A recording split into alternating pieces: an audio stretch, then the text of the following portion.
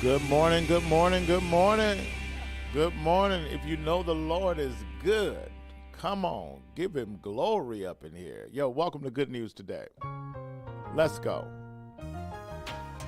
Invite a friend, tell them to come on. We on live, baby. Let's go. Hey. Everything. Come on, come on.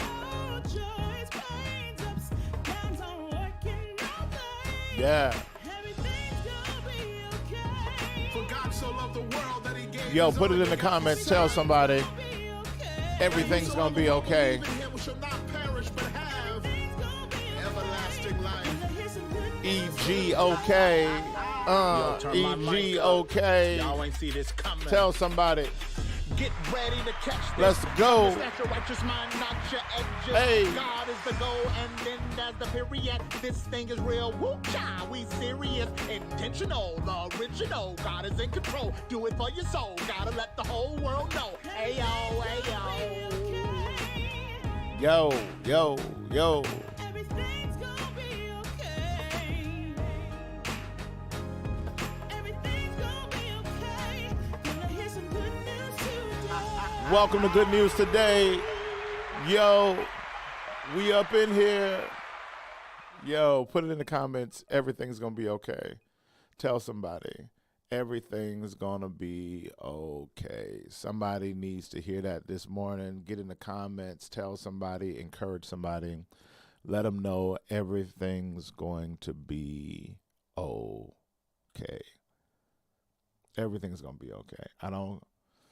Ain't no need to worry what the night is gonna bring. It'll be all over in the morning. Yeah, everything's gonna be okay. It's gonna be all right. That sun that came up with a brand new mercy today. So we got a brand new mercy. Everything's gonna be okay. So be encouraged this morning. Anybody, I don't see a lot of these in California, but anybody grow up with a deep freezer? Can I get a deep freezer anointing? A deep freezer. Anybody grow up with a deep freezer? A deep freezer is just a big old extra freezer in addition to your refrigerator freezer,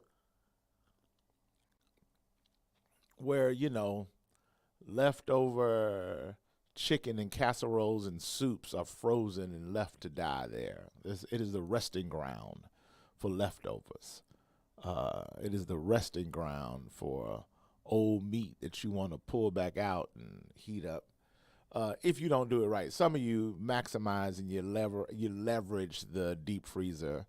Like my mama will have a pound cake just in the deep freezer, just ready. So if somebody pull up and say, "Hey, we coming by," we say, "Okay, well I got some coffee and pound cake. I pull it out," and she pull that cake out, and you think it fresh out the oven, but it's fresh out the freezer. We had a stand up freezer in the basement. Yeah, that extra, you just put when you cooked extra greens and you put the greens in the freezer and you pull the greens out, pop them in there, put a fresh ham hock or something in there. Good morning, Mom. Mom's on live today. Yeah, so she just pull it out, Jack. You just have it ready because a good freezer will preserve it and keep it, and you can pull it out and it can be fresh, yo. But then you got those items where you had to mark them, you had to write them down because once they frozen and iced over, you just don't know. Child, I don't know what that is. Just pull it out and let it thaw out, and let's see what surprise the Lord has for us. Because you won't even know what it is up in there. Yeah. And they have a bunch of meat on sale. And we ain't gonna cook all this, but just put it in the freezer. We'll get around to it. We'll get around to it. Yeah, she'll freeze us as her kids if she could. So back in the day, they didn't have deep freezers. They didn't have they didn't have freezers. So one of the things that they would do is they would pack meat in salt They would pack meat and salt. Back in the Bible times, they would pack meat and salt was used as a preservative. So salt would stay off decay, would cause decay to stay off, to delay decay. Salt would delay decay. So salt would preserve and hold in and keep your food so that you can come back to it. So you got some meat, you pack it in salt so that it might be preserved. So that it might be preserved. So it's interesting in Genesis when we see the story of Lot's wife, and they are leaving, and she keeps looking back at the city. She keeps turning back as she's leaving. God has called them to go to a new place, to a new season, to a new city, and she keeps looking back. And the interesting thing is, she looks back one final time and she turns into a pillar of salt. She turns into a pillar of salt.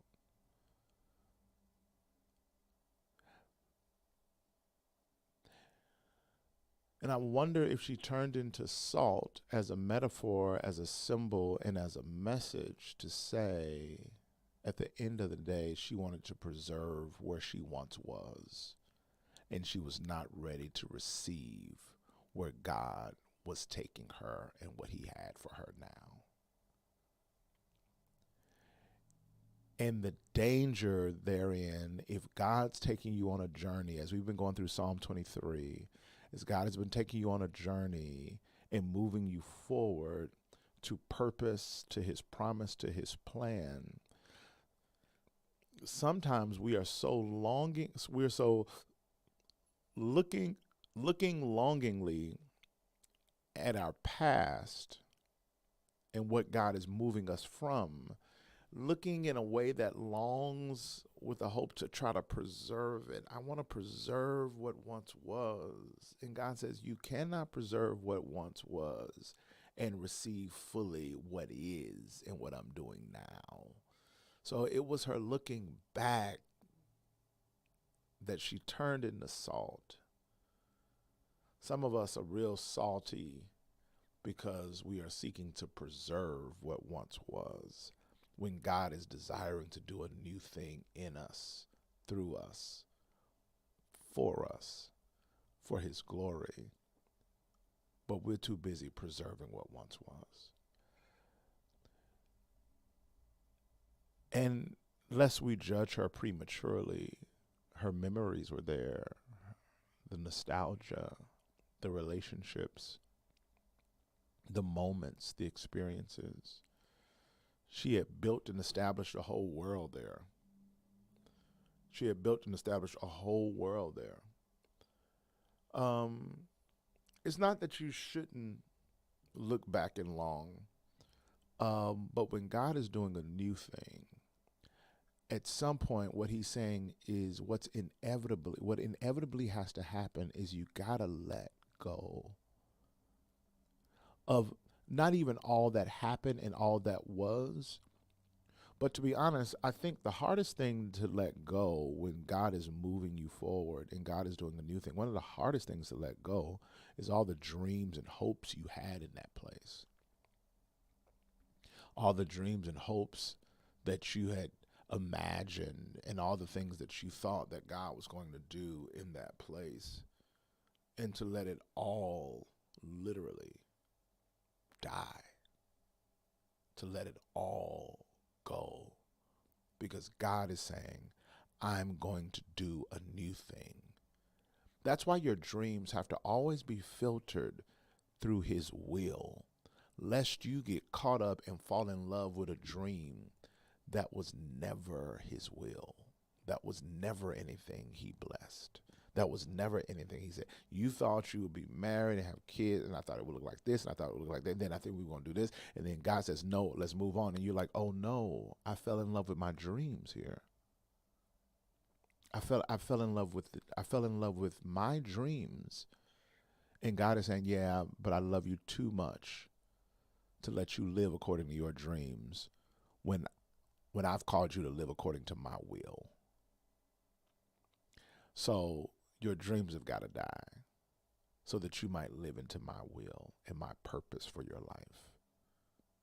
Some of us are salty because we're preserving a past that was never designed to be a part of your future. Hello in here today. Are we in here? Do we come in too quick? Are we y'all up in here with me? Am I by myself? And the level and the layers of relationships, memories,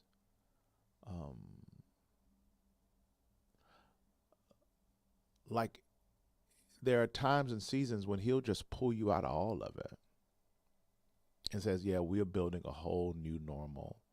We're building a whole new season with all new characters.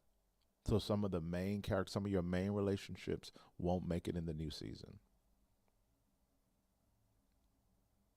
Yeah, y'all remember watching soap operas, and one day it's like the Unviv dynamic with Fresh Prince. It happened on soap operas, but I've realized I'm gonna age myself, so maybe let me do it better with Fresh Prince. Remember Unviv? Remember dark skin Unviv? Was just gone one day, and Unviv was now played by some new lady.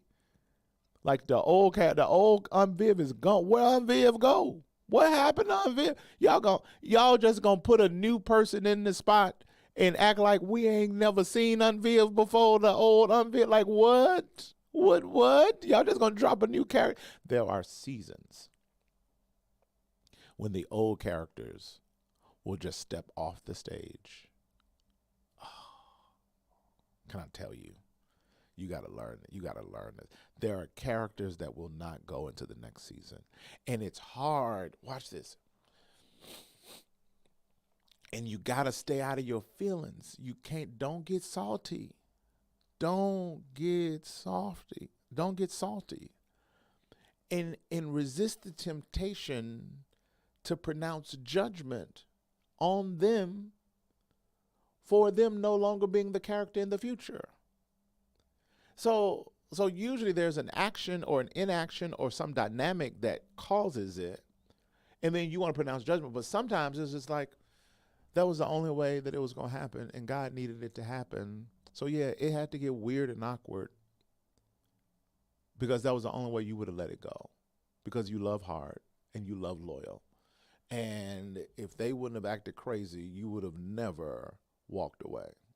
So sometimes their crazy ain't even on them. Sometimes their crazy that was just necessary for you to move forward and walk into what I've called you to do. So don't waste too much energy being bitter and unforgiving. Because it was necessary. And that's weird to say. It's weird. It's like, God, you couldn't have just told me. The reality is, if he said it, you wouldn't have believed it.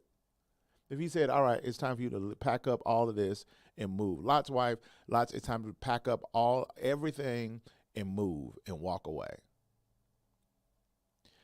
You just got to know that you've got a God who is very comfortable with not just pronouncing the benediction, but also turning the lights off and saying it's time to go.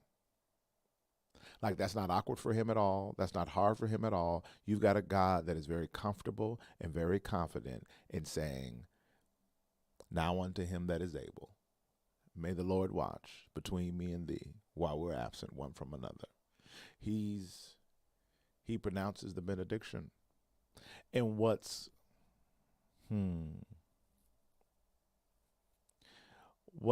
hard is, and we used to go to musicals, and we used to be at church. We was church kids. We used to be at church, and we pronounced the benediction, but the benediction was just the benediction. We would still linger at the church for another hour, and then we'd linger on the parking lot for another hour. So although the benediction was pronounced, we was still hanging out. The service was over, but we was still there. We was still hanging out. We was still hanging out. Sometimes God pronounces the benediction, but we still hanging out. And at some point, you got to get off the parking lot and you got to go to your next destination. The benediction has been pronounced. It's time for you to leave. It's time for you to leave. It's time for you to leave. Now, here's the thing that's interesting.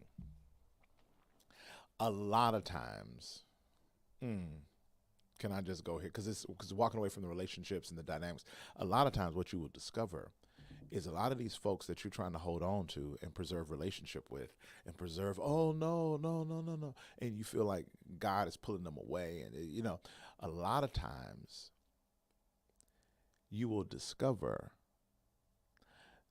they had pronounced the benediction over y'all's relationship a long time ago. You just didn't know it because they didn't leave.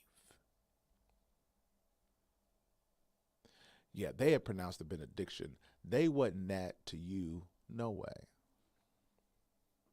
That's not, they pronounced the benediction they had pronounced years ago. You ain't been that kind of friend to them. You ain't been that to them in a long time. It was just confusing to you because you was like, y'all still in my life. You're still hanging around. Why are you hanging around in the parking lot of my life if you pronounced the benediction a long time ago?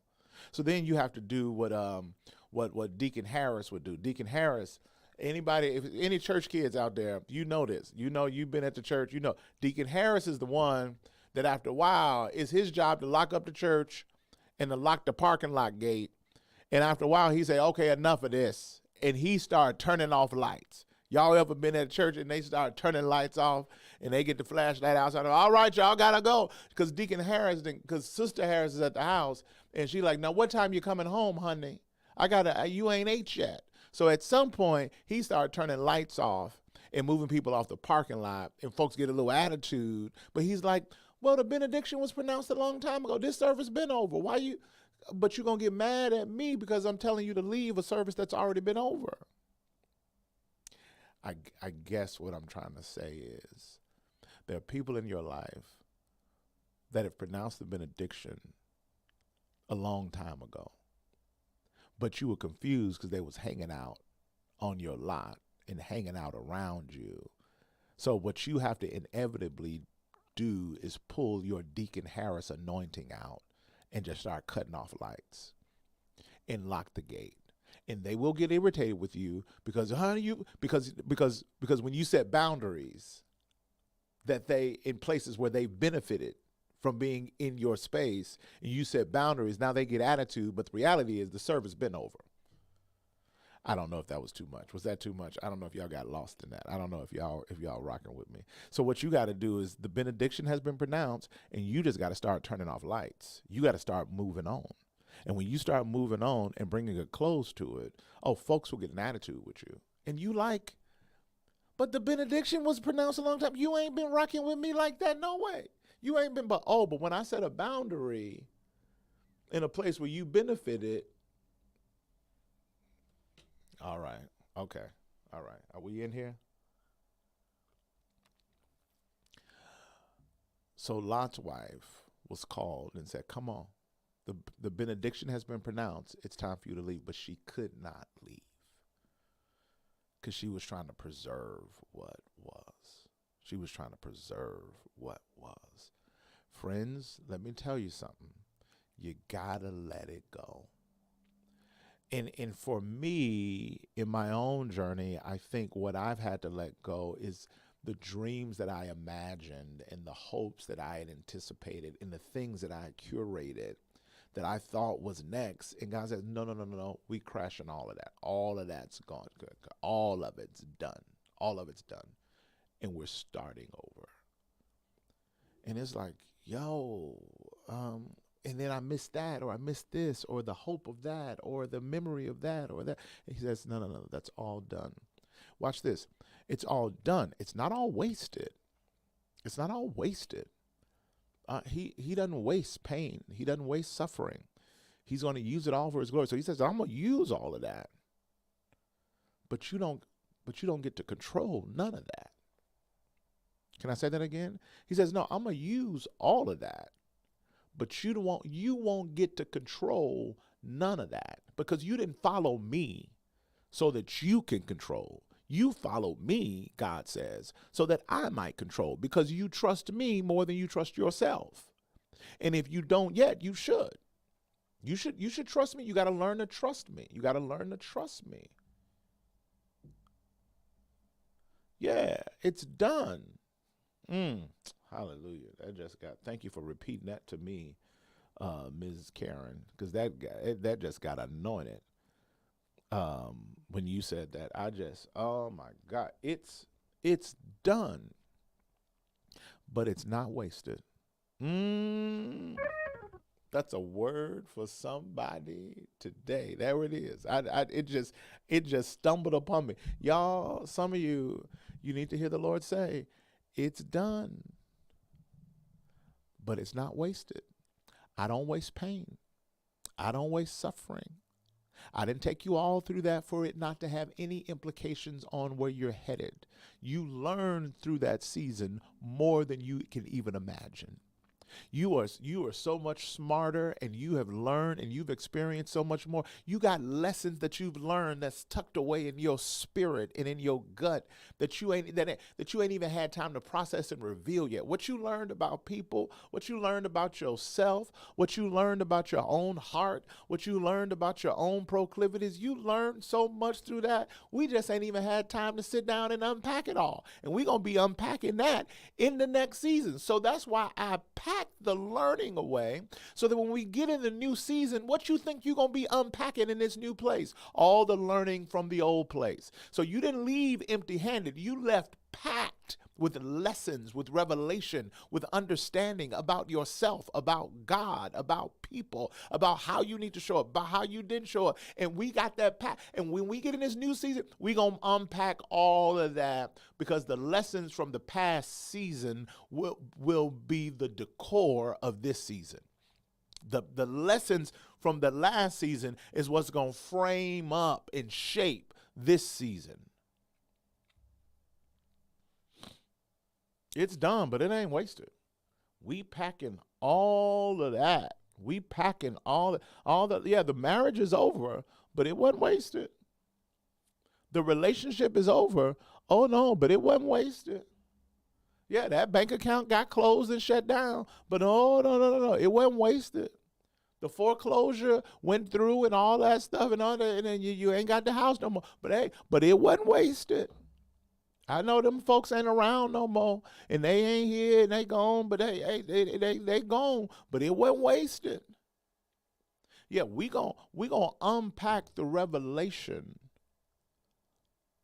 in this new season, and you will be wiser, stronger, better because of it, because I don't waste pain. I don't waste suffering. So we're going to learn all the lessons from this suffering. What else does God want to teach me through this suffering? What else does God want to show me through this suffering? Because I will not, let me tell you something, I ain't going to be Lot's wife. I will not come out of this season salty.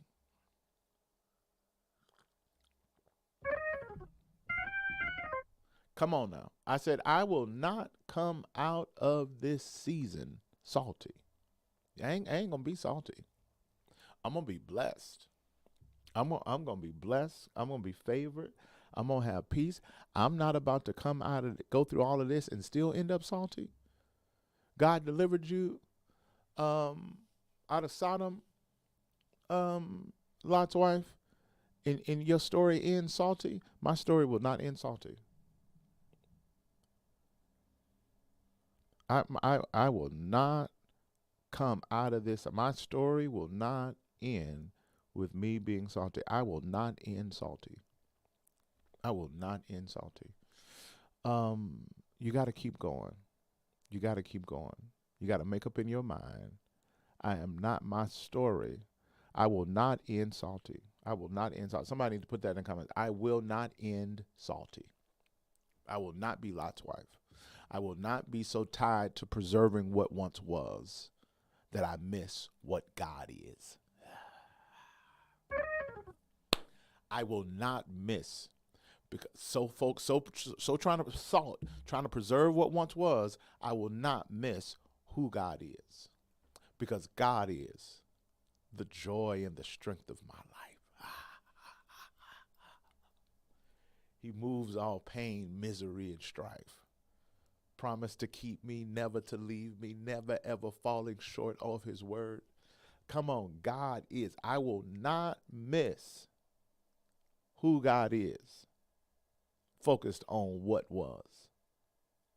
Come on in here. I will not end salty. I will not end salty. I will not end with my fists clenched on the past hopes and dreams. No, I will move forward with my hands wide open, with my hands lifted up and my mouth filled with praise. I will bless thee, O Lord. With my hands lifted up, yeah, and my mouth filled with praise. With the heart of thanksgiving, I will bless thee, O Lord. Come on, can I get a witness? I will bless thee, O Lord. This is what I wish I had a choir in the background. I will bless thee, O Lord. Yeah, with the heart of thanksgiving, I will bless thee, O Lord. Don't end salty. Don't end salty. Because here's the thing that you need to know beyond a shadow of a doubt. God is taking you somewhere. God is moving you towards purpose.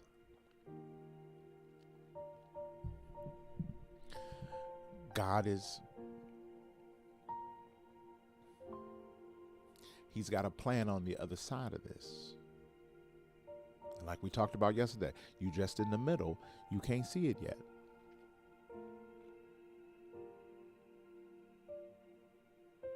Trust his resume.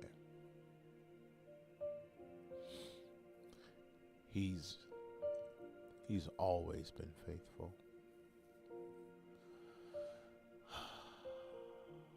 So your job is to trust him. And here it is. Just don't quit. Just don't quit. Just keep going. I know it's hard, it may be challenging. Just don't quit.